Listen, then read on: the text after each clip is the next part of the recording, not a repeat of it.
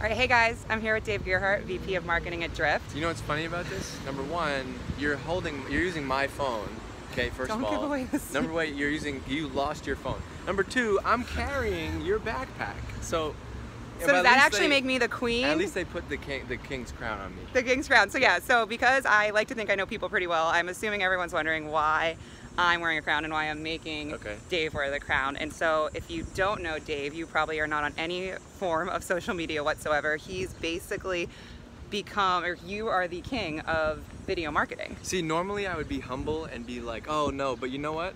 I got so much hate for doing these type of videos, and now I see everybody doing them, and so I'm fully embracing. If you want to call me the king of this, I will take that. I want to call you the king because OpenView, as hopefully everyone knows, recently got on the video train. Yeah, I saw that. And so I've been working, / I should say, #weekly walking, to become the queen of video, and they do say dress for the part you want, so hence the crown. That's why I wear this drift. And go Drift. All right, so first question. Andy Raskin recently wrote an article comparing Drift to Wear the Backpack, comparing you guys to a reality TV show, Real Housewives, and talked about how each employee at Drift is basically a cast member and has their own mini brand. What was sort of the strategy behind that? Oh, I thought you were going to ask me which housewife would I be. Which housewife, well, more importantly, which housewife would you be? And then what was the strategy and why did you guys decide as a company to be so transparent? Okay, which housewife would I be?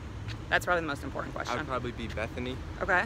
She's not super nice, but she's like entrepreneurial spirit too. Although my wife hates, sometimes she likes Bethany, sometimes she hates her. So I don't know if it's a good answer or a bad answer, but I'm just showing that I have knowledge beyond this. So what was the real question? What was the reason and the strategy behind that? The strategy is basically like, it was never an intentional strategy. Like the reason why we did it was because more people, like every company that exists today, they all have a blog, they all have a podcast, they all do social media, they all do video. There is very few differentiators today, and even if you have a differentiator like your product is better, faster, or whatever, nobody believes that because buyers are just more skeptical than ever. And so every sales rep is going to tell you that their thing is faster, it's easier to use, it's better. And so for us, we entered a market with literally 7,000 other companies. If you go and see Scott Brinker's MarTech landscape slide, there's literally 7,000 companies in sales and marketing.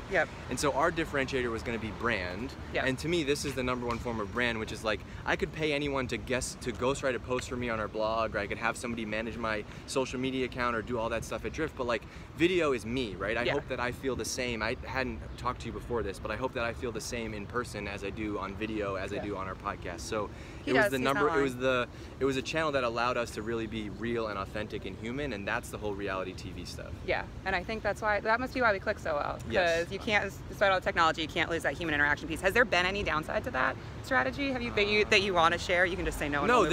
No, there's no downside to it. But I got a question actually. I did a webinar yesterday, and somebody said, we were talking about like getting reviews from customers on like review sites, and they were like, well, what if people say bad things, right?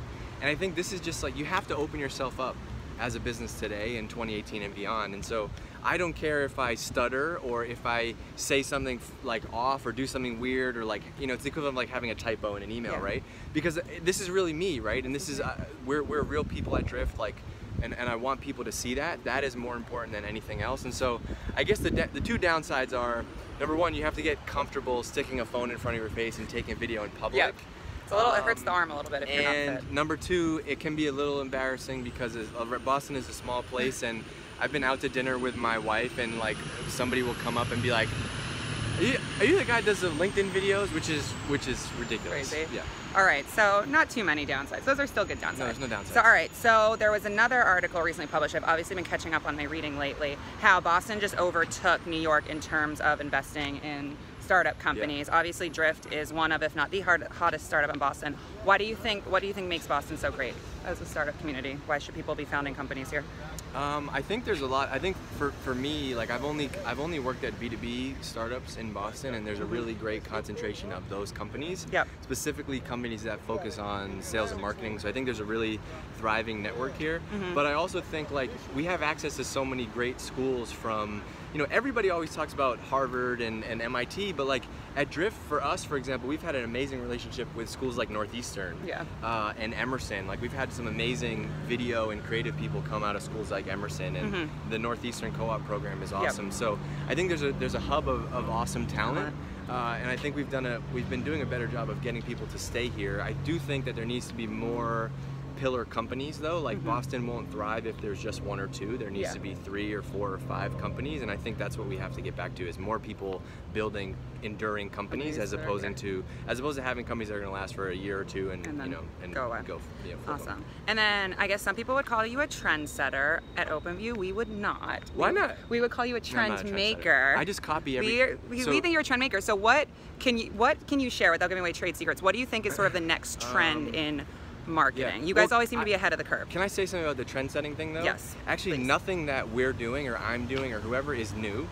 And so for me, like, this all comes from just studying like behavior and studying people on other channels. And so I find most of my inspiration as a marketer not from other B2B companies, but from, you know, B2C companies, consumer brands, and like, you make a joke about it, but that's actually why I know the housewives and the Kardashians, because reality TV, like, there is so much to learn from how those people get responses out of audiences that I think applying that to B2B is really important. Okay, awesome. And then I guess if you loved this video, you can see, that was 3 questions. Okay. That's my max. That's all I'm allowed to give. Time flies when you're having fun. I'll plug Drift instead of their VP of Marketing. Sure. If you want to see more of Dave, you guys have your Hypergrowth conference coming up. Hypergrowth is in September. Tuesday, September 4th, the day after Labor Day. Come back. And by the way, if you're watching this video and you want a ticket, just email me, dg@drift.com, or message me on LinkedIn. And then I obviously am going to plug OpenView, my firm. If you want to see more of Dave after that, and myself, and we promise we'll wear crowns, come check out OpenView's Product-Led Growth Summit in November, where Dave is speaking, and you get to see both of us, and maybe we'll even have a crown for you. We'll see you guys soon. Thanks, Dave. Bye.